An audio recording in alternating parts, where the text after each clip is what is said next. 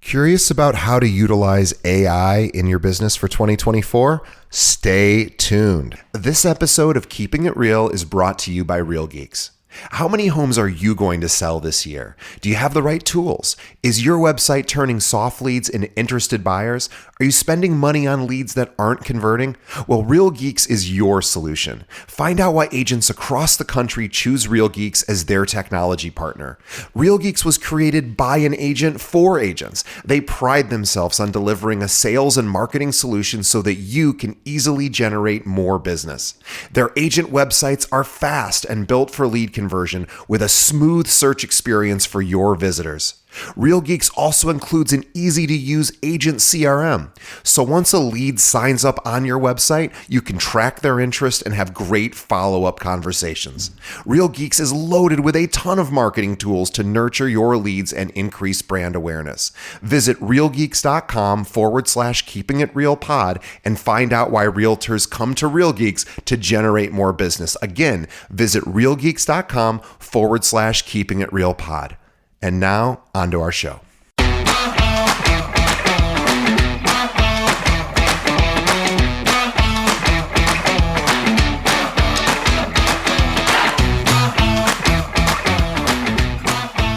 Hello and welcome to another episode of Keeping It Real, the largest podcast made by real estate agents and for real estate agents. My name is DJ Paris. I am your guide and host through the show. Welcome if you're new. Welcome back if you are returning. And in just a moment, I'm going to be speaking with top producer Tara Meier. Before we get to Tara, just a few quick announcements. Number one, let us know how we're doing. Tell us. The best way you can tell us how we're doing is by leaving us a review. So whether you're listening to us on Apple Podcasts or Spotify or one of the other million places you could find us, let us know what you think of the show. We take your feedback into account and we make changes because this is all about you.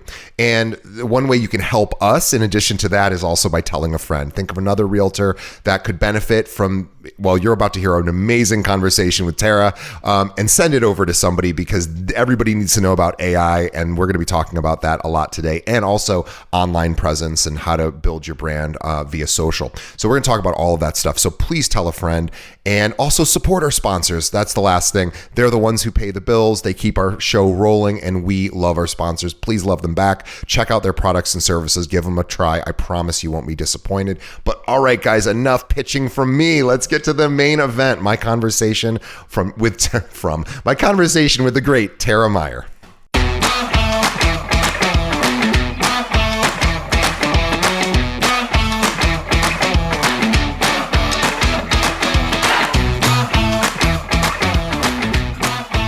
Today on the show, we have Tara Meier from My Home, which is in Chandler, Arizona. Let me tell you more about Tara. Tara Meier is a seasoned real estate marketing technology expert with over 20 years of industry experience. She's known for her entrepreneurial spirit, and Tara also excels in leveraging innovative marketing technology to enhance visibility and productivity.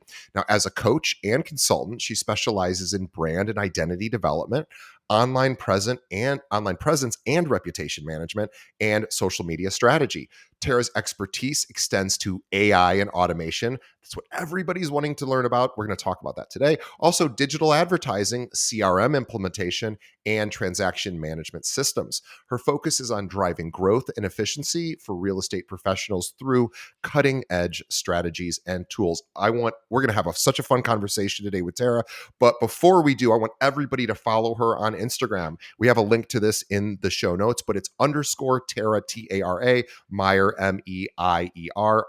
So _Tara Meier _. Don't worry, we'll have a link to it. You can find it there. And please follow her on LinkedIn as well. Search for Tara Meier. We have a link to that in the show notes as well. And go to her website, which is tarameier.com, to learn about all things Tara.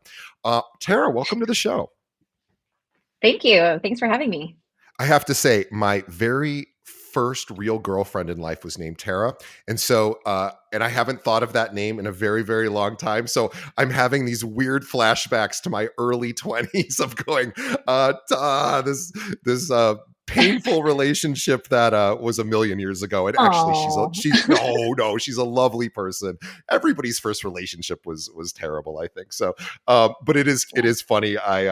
I haven't talked to too many Taras since then, and I had a moment where I was like, why am I thinking about my? Oh, that's right, they have the same name. So anyway, it was Mm, just kind of a cute story. hmm. But Yeah. she's married, has kids, she's doing great. But anyway, let's talk about some fun stuff today because I'm a marketing person as well. You're a marketing person. You're about systems and branding and marketing.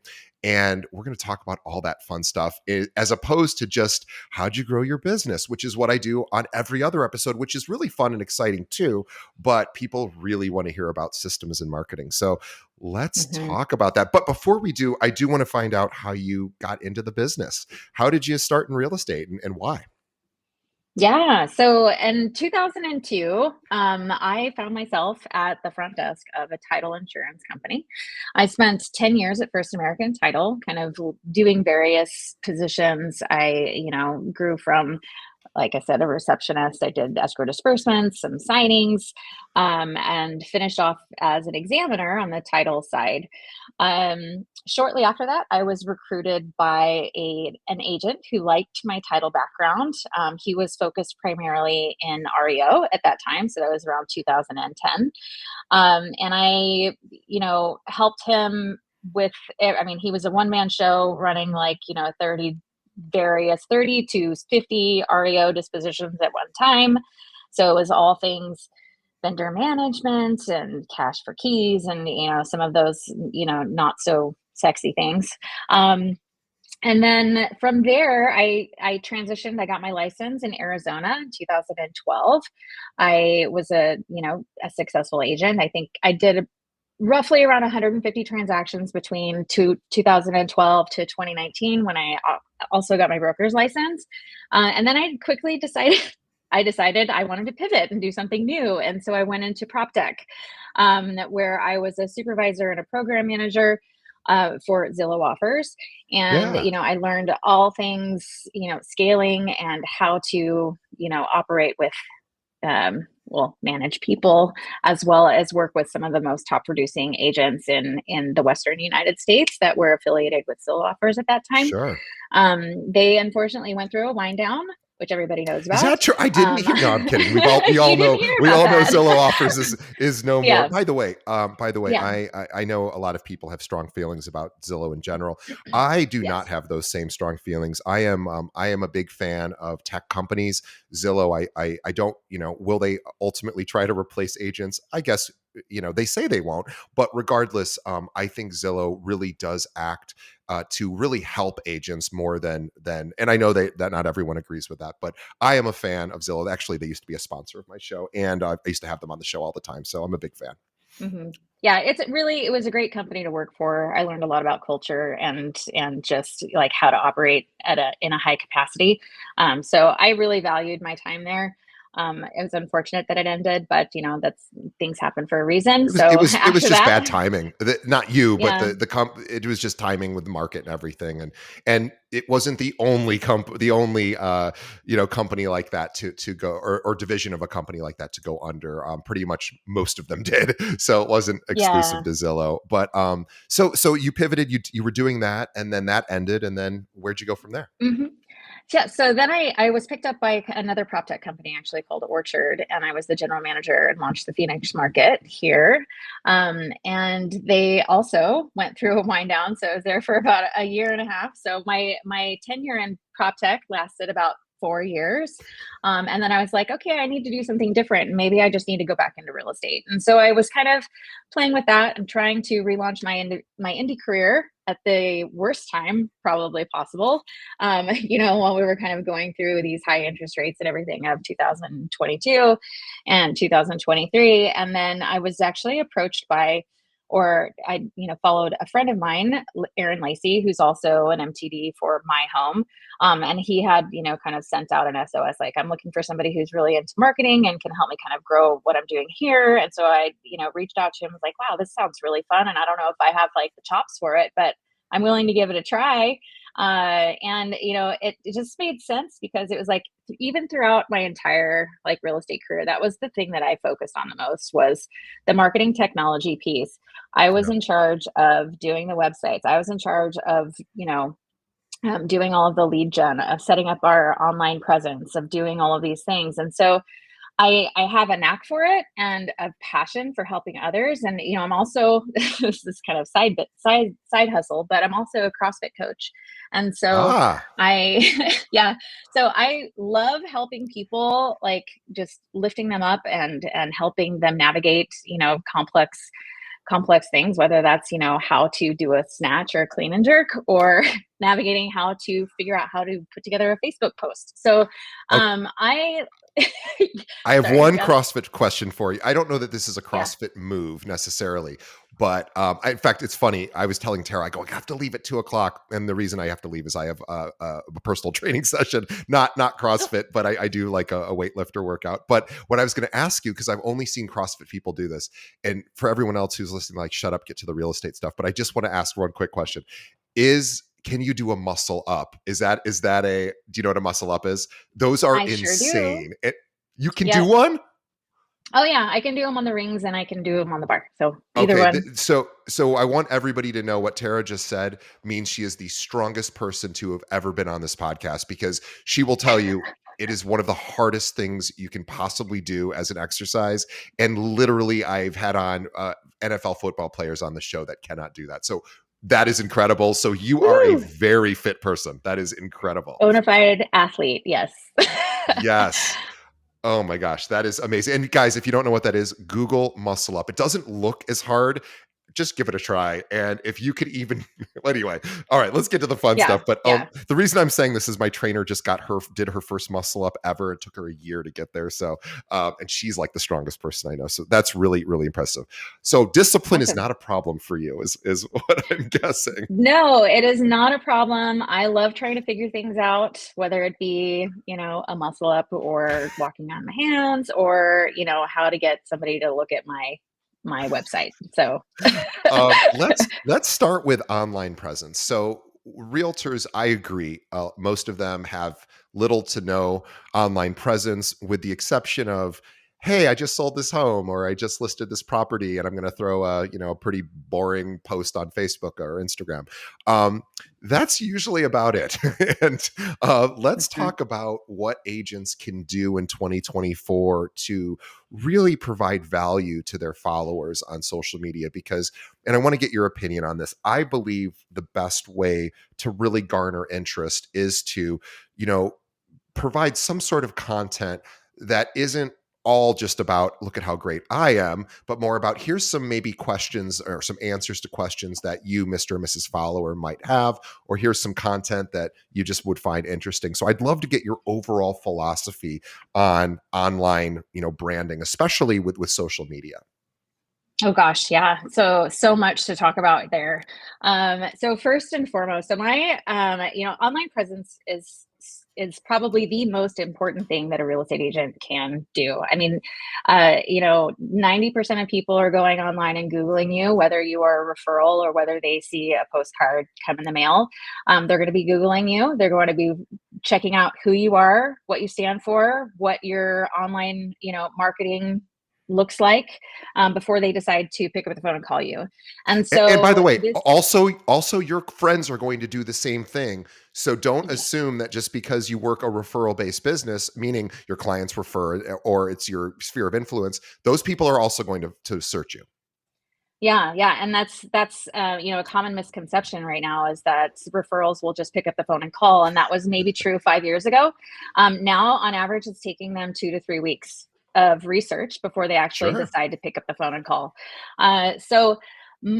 Online presence, number one, is showing up consistently so that it's not confusing. All of these online platforms like Zillow.com, Redfin, Realtor.com, Homes.com, they're all going to create profiles for you, whether you like it or not, because they are fed from the IDX feeds. And so it's important that you go in and you take control of what people see, from you. And so that means adding a profile photo. If there's an opportunity to showcase a banner like in realtor.com, you should do that. Make sure your bio is up to date and accurate, not outdated. And also ensuring that all of your links work to your various platforms. Google Business is one, that's, I think way under leveraged right now for real estate agents. And it's so important because you can drive all of your reviews there, and it's the first thing people see when they Google your name. And there's a lot of ways to optimize it for hyper local type content. And when you talk about content, whether you're posting it on social media, so if you're into doing Facebook, YouTube, TikTok, Instagram, all of those, I think it's great. I personally don't think that you need to be an influencer on any of those platforms in order to have a successful business. But what I do think you need to do is you need to show, if you decide to show up on one of those, you need to be present and you need to engage on a consistent basis. So, we look at different platforms, like they are going to give you kind of either a positive result, a neutral result, or a negative one. And profiles that you have kind of out there, like maybe you have a Twitter, or now known as X, platform that you've had for 5 years and you don't do anything on it. It almost kind of gives that like negative, wow, is she open Get rid of it. kind of Yeah, feel. get rid of it if you're not Mhm. using it, because nobody likes to see last post 2018. You're like, well, it just appears that you've abandoned something, right? Totally, totally. And there are certain things that are good about having some of those platforms. But like I said, if you're not on there consistently using it, posting consistently, then get off of it. Um, and then with regards to content, I'm with you. Like, I think that, you know, gone are the days when just posting a house for sale is going to be exciting. I mean, I'm to the point, I don't know about you, but if I see it, I just scroll right by. And Me now too. people they want to be entertained, they want to be informed, they want to be inspired. And so you really kind of have to identify your audience. Number one, that's probably when you venture into this content producing realm, is you need to identify who your audience is going to be. And that includes like uncovering like what are their consistent struggles, what are their problems, what do they want to know, what are they asking online. And there's a ton of different resources for you out there to kind of figure that out. Like ChatGPT is a great resource. You can use it to help you identify your audience and your niche. Or if you have a niche, like what are some of those common questions that you can maybe answer in some of your posts. Um, and so identify your audience. That's probably So like the biggest thing. Yeah.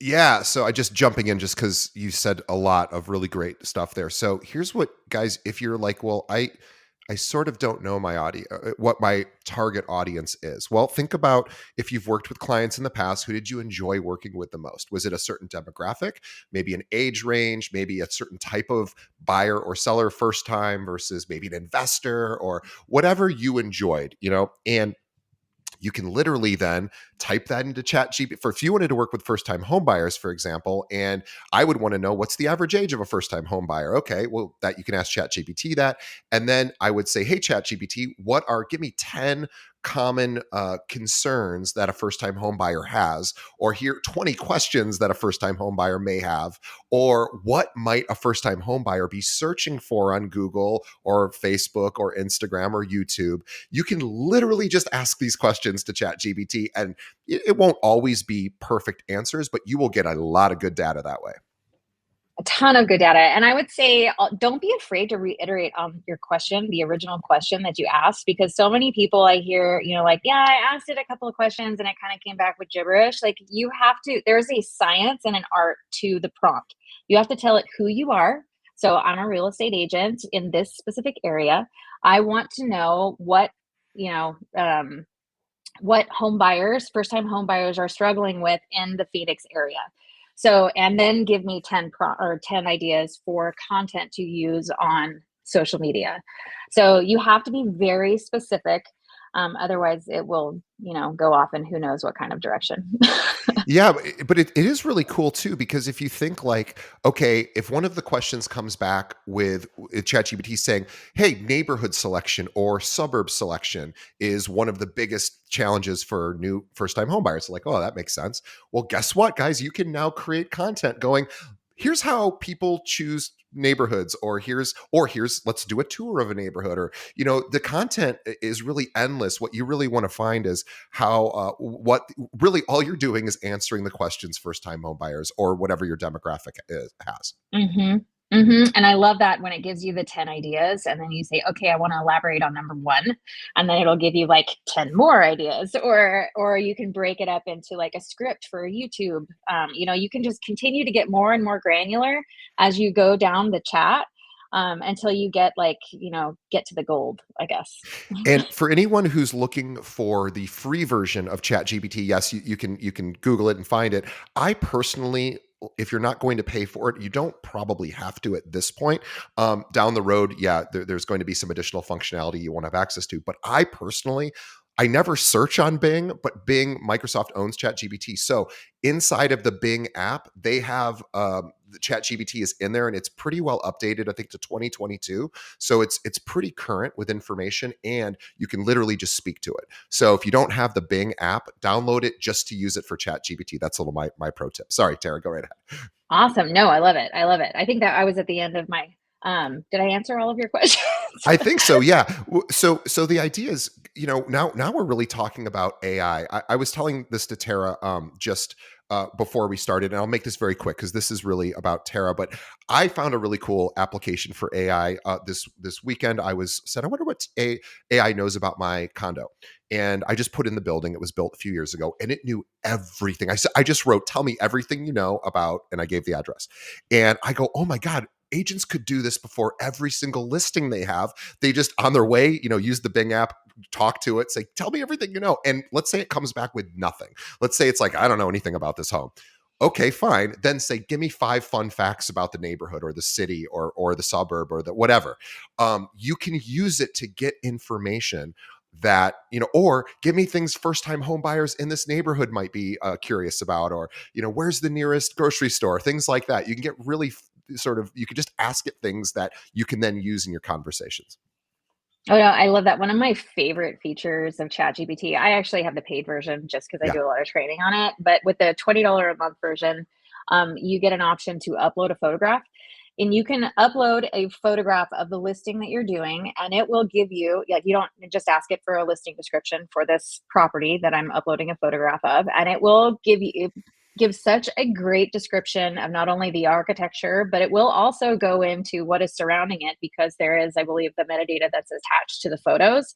And Oh, so, sure. Yeah. yeah, yeah. So Oh, it's that's really pretty smart. So cool. it'll know the coordinates of that, most likely, if you have your metadata in there, and then it will just look for other information. Kind of. Oh, that's brilliant. I love it. Yeah, and I'm sure it takes into consideration too other listings that are around the area. So it kind of like, triangulates all those different things and just So really gives you some really juicy stuff. So for $20 a month, if I was a brand new agent and I really didn't know much about architecture or I hadn't learned that yet, I would before every listing just upload one picture and say, "Tell me everything you know about this particular photo, everything that you can surmise." And this way, guys, when you can talk, say, "Oh, this is a Tudor home," and or whatever it may be. So, oh, that's such a great suggestion. I love that. Yeah, yeah. And and it's not just limited to like kind of listing and everything. Like AI can really help you craft like a really compelling bio. It can help you build your brand. It can help you draft copy for your website, for all of your social media posts and everything like that. So I use it all the time, and I will say that yes, you definitely have to like look it over, but as far as like getting like the creative juices kind of flowing and making getting things started on the path to creativity, like it is a block remover. Like, so use it. It will change your world. Yeah, it really will. I think ultimately over time there'll be applications developed into it that are very assistant focused, where you're going to be able. It's going to know you. It's going to know your schedule. It's going to know your your challenges, and it's ultimately going to start helping you. But now, for now, you can just manually ask it everything. And as Tara was saying, you can start talking to it and telling it who you are. Hey, I'm a realtor, I'm this age, I have been in the business this long. The more specific information you give it, the better answer it will give you. And I'm looking for first time home buyers in this area. You could even ask it, what suggestions do you have for me to find first time home buyers in this area? And it will give you all sorts of suggestions.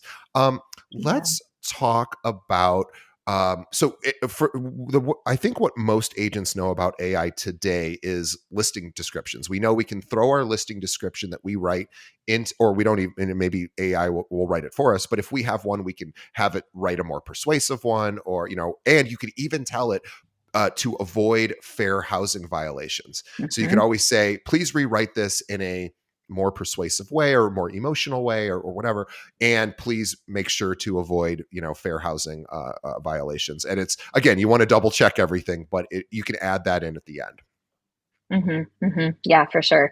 The other, I mean, it's not limited to just listing descriptions or branding even. Yeah. If you are utilizing like a CRM and you want to put together some kind of open house campaign or, texting strategy, you can use it to, navigate that as well and come up with, email templates, texting templates, anything like that you want to add into your CRM in order to, nurture your clients. So yeah, You can, and also you can use it.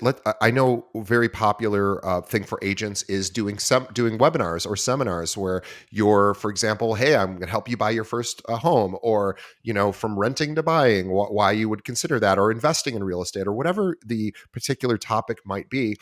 You can have ChatGPT write you not only descriptions for every slide, they can actually create the slides for you as well. So it's really very, very cool. If you're like, I'm not good at graphic design, I don't use Canva or Photoshop, yes, I mean, you still may have to tweak some things, but it can put a pretty decent first draft together for you. Yeah, for sure, for sure. One of the things that have come up recently, like with the team at my home, is putting together kind of seller education classes, and like initially those types of things, they seem like a really big elephant to have to swallow at the right off the bat. And so it if you start it and do it systematically, you can really and you take it just one step at a time, you can develop an entire like course to teach on, do the presentation, and then also put together a marketing strategy to help bring people into your classes. So it's very holistic. I mean, you can just do the whole thing, and it makes it very doable for just your average individual who needs to generate some business and make some contacts. Yeah, and if somebody's, if our listeners are thinking, okay, I want to create great video content on social media this year, but I don't really want to write the scripts, and I don't, it's hard for me to come up with topics. This is what you can use ChatGPT to do as well. Say, hey, create a 60-second script for me, specifically talking about X, Y, or Z, and then give me 5 different versions of that, or 5 different 5 different examples altogether, and literally that's your script, or at least a good first draft for a script, and you just saved yourself hours, and now you just have to turn your phone around and hit the record button. Yes, yes. And you have so many resources out there as real estate agents with regards to market data. And everybody wants to do a market update, but nobody knows what to say. Or sometimes in some cases, you may not even know how to interpret some of the data that's coming through. And so use things like ChatGPT, or even Claude AI is a really good one for consuming large amounts of data. So you can get some like 10 key takeaways on like a really hefty document. And then you can ask it to generate you a script, just like DJ was saying, and it will even go into as much detail as giving you like the cut scenes and what should be incorporated like on screen as far as text is concerned. So it saves you so much time and leaves you way more time to actually connect with people and your families. Like, I mean, this is going to be like the biggest time saver, I think, and we're really going to see some leveling up, I feel like, in the real estate industry thanks to AI. Yeah, you want to be at the front part of the curve here because once everybody understands how to utilize it, it becomes a little bit less significant for the individual agent because everyone's going to be utilizing these tools in different ways. But you really want to be at the front end of this because this is the time to really explore AI. I would love to also, Tara, ask you. Oh, but we should mention, by the way, Tara does consulting and coaching for real estate agents. She talks a lot about marketing automation, branding, AI systems. This is her specialty. She is a marketing guru. So if you're interested, we have Tara's contact information in the listing description. Please, please, please reach out to her and she can let you know what her different training and coaching options are. Tara, let's talk a little bit about batching content because we know, like, in an ideal world, I'd film a video every 2 days and maybe a 60-second video on Instagram or Facebook. But we know that that's pretty difficult to do when things are flying at an agent, at any given time. And maybe every 2 days isn't realistic. So could you batch the content? And do you recommend sort of batching versus individual, doing it every 2 days or so? I personally love batching. I have tried both ways, both, doing it on the fly and trying to, juggle a million things at once, even just like when in my regular job. I mean, I have other clients and everything that I have to work with too, just like real estate agents.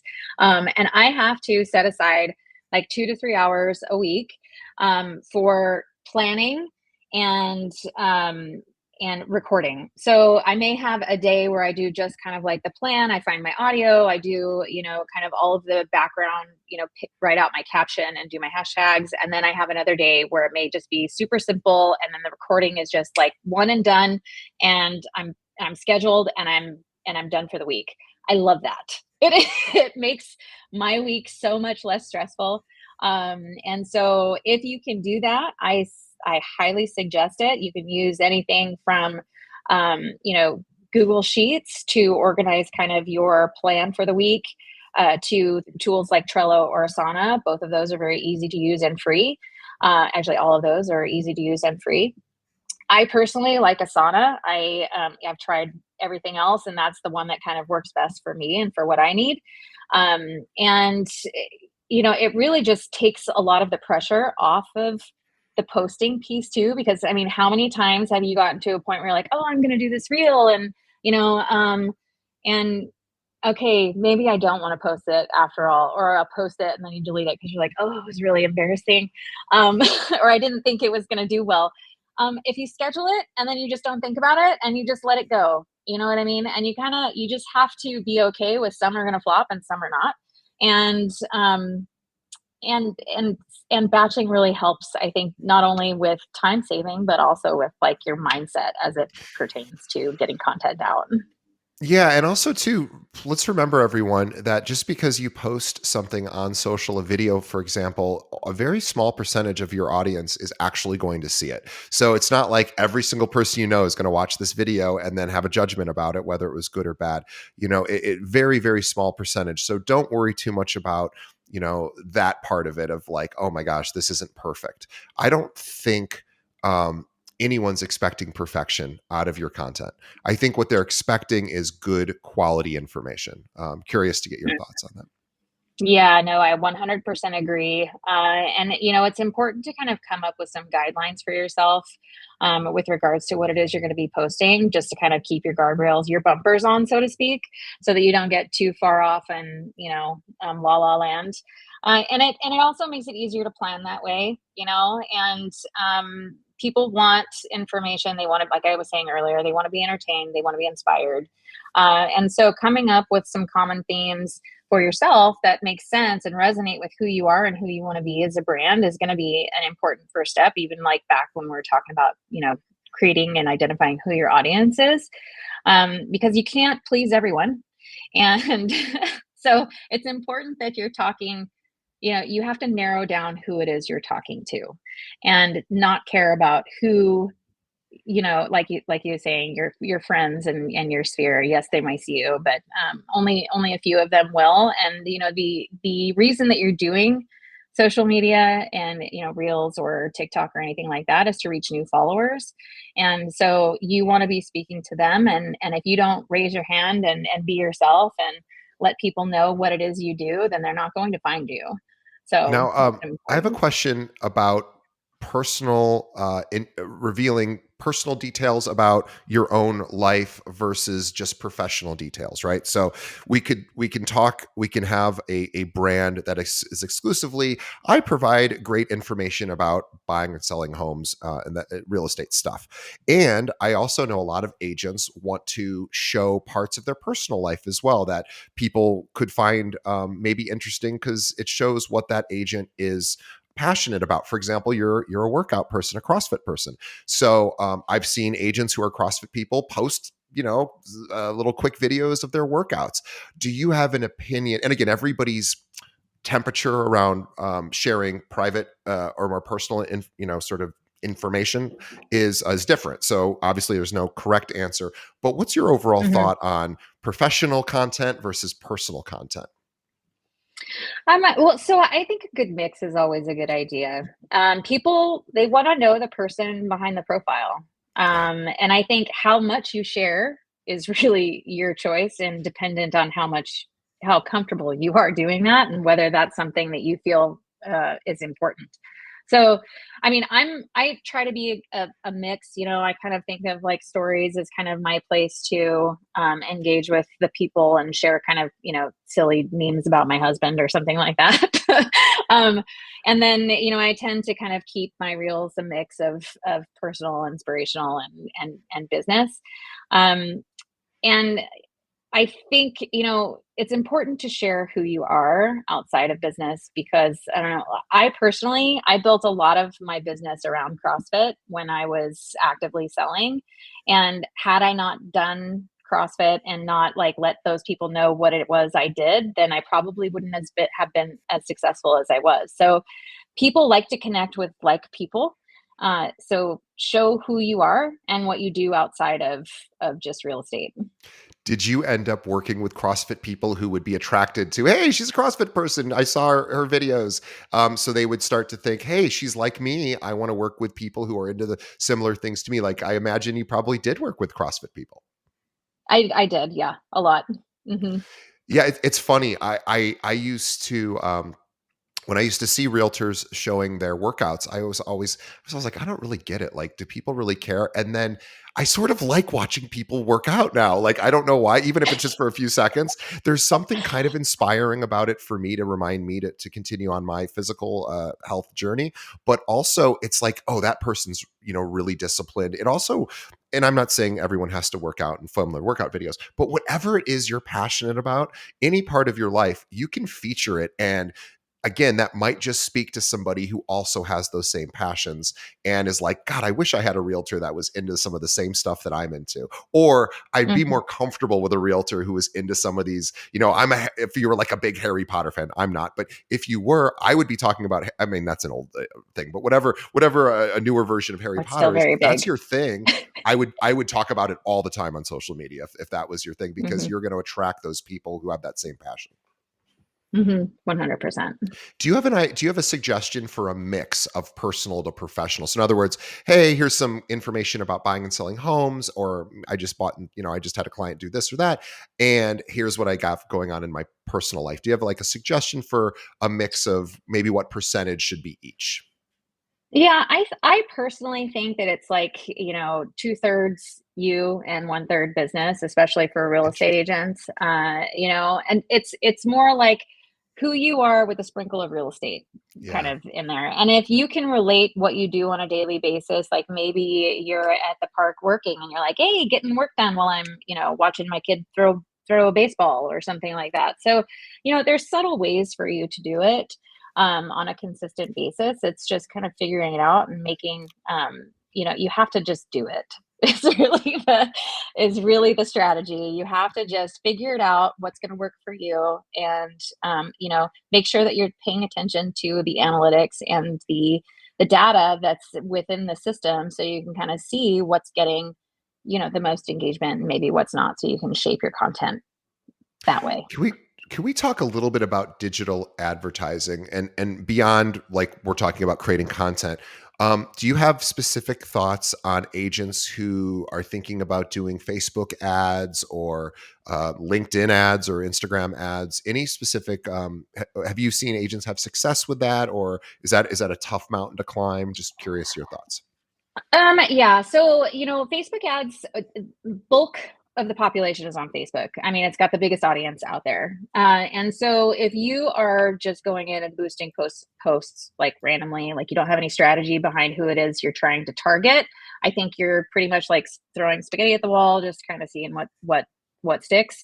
There are ways to be much more strategic about your ads that you're doing on Facebook, Instagram, and I'll talk about LinkedIn in a second. But with regards to Facebook and Instagram, there's a lot of ways to kind of layer your farming. So if you are farming specific areas, you can layer some digital ads on top of that. So utilizing phone numbers and email addresses that you may have from your farms, you can create custom audiences and target them in more than one way. So you may be sending them a postcard in the mail, so they're getting that.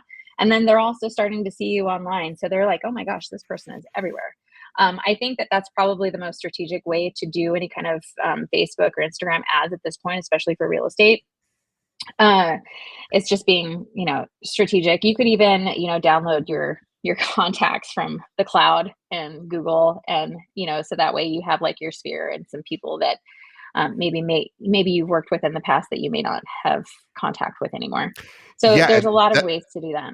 that's a really good point too. So basically what Tara was saying is you can take your CRM and export all of your contacts and upload those into Facebook as a custom audience. And what Facebook's going to do is try to match those email addresses and the names with accounts that they have. And it isn't going to be a perfect match always, and it might not find everybody, but it's going to find a lot of people. And if you upload all your clients, for example, you probably wouldn't want them to receive an ad that says, "Hey, buy your first home," right? Assuming that these are people that have already bought a home, right? They might want to get a thing about, are you looking to upgrade to your next property? You could make a specific ad for that, or looking to make a change, that kind of thing. So you can get really granular about this, and there doesn't have to be a million different buckets, but there may be a few buckets of, this isn't yet a client. This is a client that I've already worked with, and you can have different ads going in this way. And guys, Facebook used to come on my show every single month, corporate, and talk about, and they would say, "Do not boost post. Do not boost post if you're a realtor." They would literally just tell us to do it. It goes back a few years, but the head of the real estate department at Facebook at Meta would say, "Do not boost posts." Guys, you want to be way more strategic, and so Tara can actually help you with all of this stuff too, and help you figure out what your audiences are. It is a little complicated, but she can help you get set up that way. Yeah, 100%. And with regards to LinkedIn, so LinkedIn has been named like one of the top things to do for 2024 as far as ads are concerned. There's a lot of opportunities there, particularly with people who are doing like commercial and agricultural things that are more business to business, but also in the luxury market. Like there's a lot of contacts you can make. You can do some targeting with regards to job title, things like that, to kind of make your targeting a little bit more specific and segmented. And I personally have not run any ads on LinkedIn. This is just kind of done my research, so I'm excited to dive into it on my own and see what it could do. Some of my colleagues have been working on it, and they've been just singing its praises. So if you have not taken an opportunity to check out LinkedIn for your marketing efforts in 2024, that's definitely something to start keeping an eye on.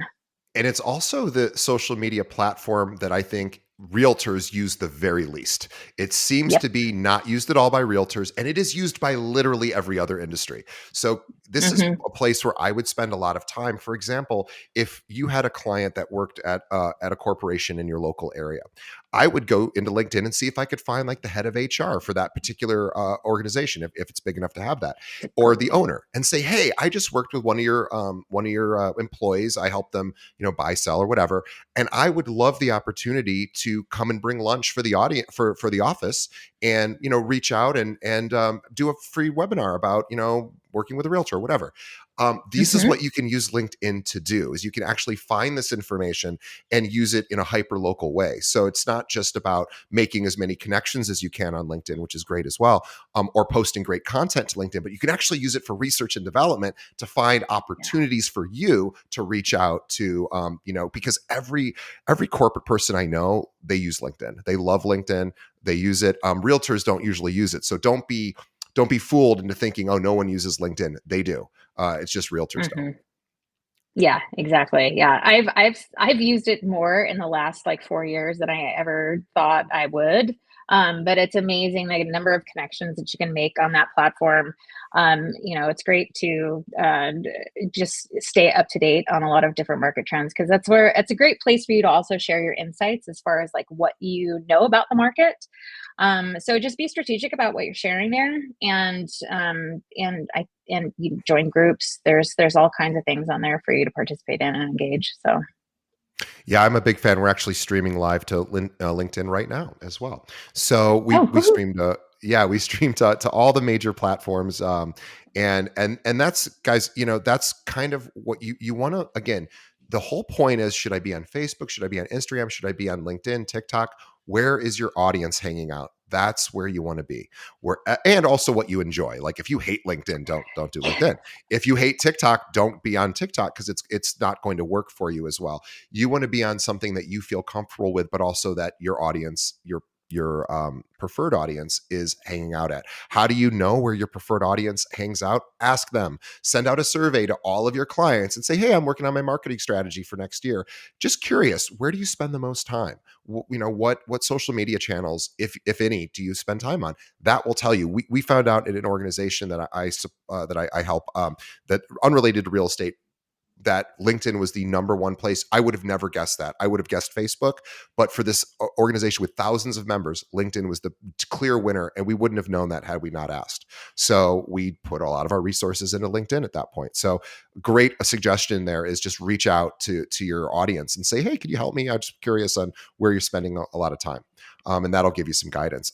So Tara Meier is our guest, and I want to make sure that we tell everybody that she is a coach. She is a digital strategist. She is also a marketing strategist, and most recently AI, and she's a systems person. So for example, if you wanted to learn how to deal with transaction management and maybe not have to do all that work, she can help you figure that stuff out as well. She's a systems person, and she's very, very effective. So if anyone out there is like, gosh, I would like to work with someone like Tara, maybe she could help, take my marketing strategies or my systems to the next level, or just learn more about AI and automation, Tara is your person. So you can find her, tarameier.com. You can also follow her on Instagram, _Tara Meier _. We'll have links to that, as well as her LinkedIn profile and all of her social channels, as well as YouTube. We will post all of that in our link, in our description. So please, please, please follow her. Tara, I want to thank you so much for coming on our show. This was really great.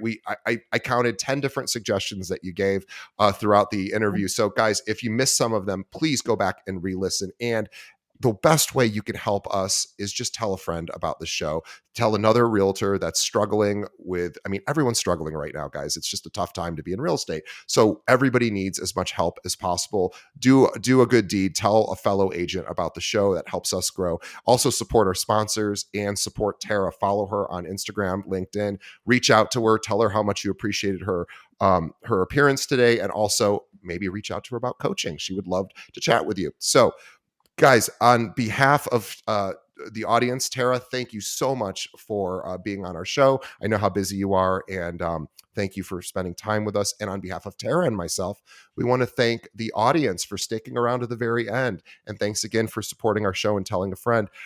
We will see everybody on the next episode. Thank you so much, Tara. Thank you for having me. It's been a blast.